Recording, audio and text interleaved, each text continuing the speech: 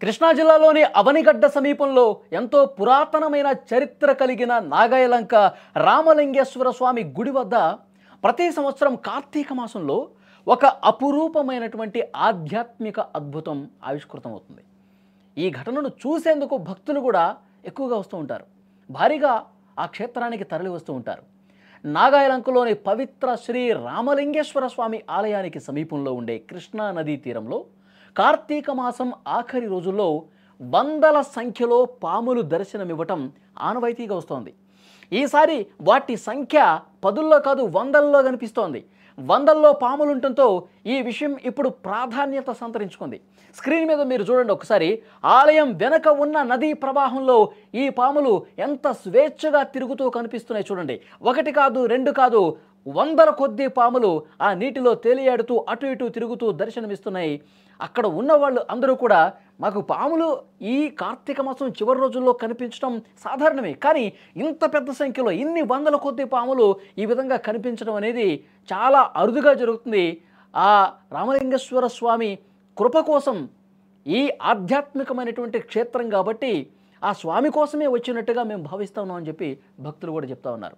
సాయంత్రం వేళల్లో కృష్ణానది నుంచి బయటకు వచ్చిన వందలాది పాములు రామలింగేశ్వర స్వామి గుడి వైపుగా వస్తూ రాత్రి సమయంలో దేవాలయం ఆవరణలో సంచరిస్తాయని భక్తులు చెప్తా ఉన్నారు.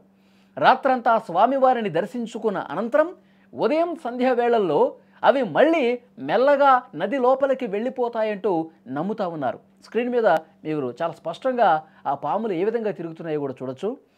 ఈ మాసంలో పాములు మాకు కనిపిస్తూనే ఉంటాయి, కానీ ఈ సంఖ్యలో చూడటం అనేది ఈ సంవత్సరమే ఫస్ట్ టైం చూస్తున్నాం. ఇంత పెద్ద సంఖ్యలో వందల కొద్ది పాములు అని భక్తులు చెప్తా ఉన్నారు. కార్తీక మాసం అంటే శివుడికి ఎంత ప్రీతిపాత్రమైన మాసమో ప్రత్యేకంగా చెప్పాల్సిన పని లేదు. ఈ నెలలో స్వామిని దర్శించుకోవటానికి స్వయంగా ఆ నాగేంద్రుడే పాముల రూపంలో వస్తున్నాడని భక్తులు ప్రగాఢంగా విశ్వసిస్తారు. ఈ సమయంలో ఈ పాములు ఎవరికీ ఎటువంటి హాని కలిగించకపోవటం మరొక విశేషం. ఆ పాములు ఎవరిని ఏమీ చేయవు.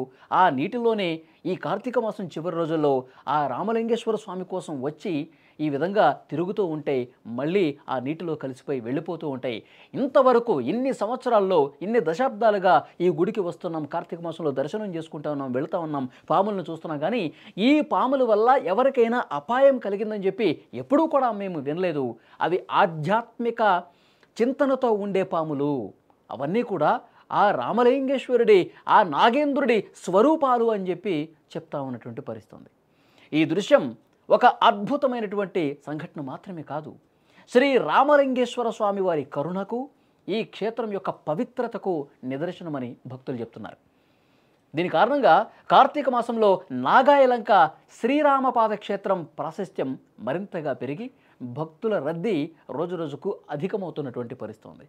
ప్రస్తుతం ఈ వీడియోలు సోషల్ మీడియాలో కూడా తెగ వైరల్ అవుతా ఉన్నాయి. ఈ ఆలయం గురించి రాష్ట్ర వ్యాప్తంగా పెద్ద ఎత్తున చర్చ జరుగుతుంది.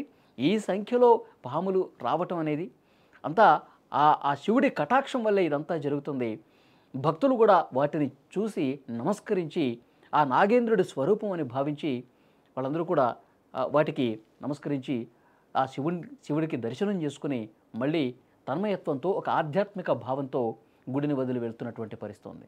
ప్రస్తుతం కార్తీక మాసం సందర్భంగా ఇవి చాలా స్పష్టంగా మీరు స్క్రీన్ మీద కూడా చూడొచ్చు.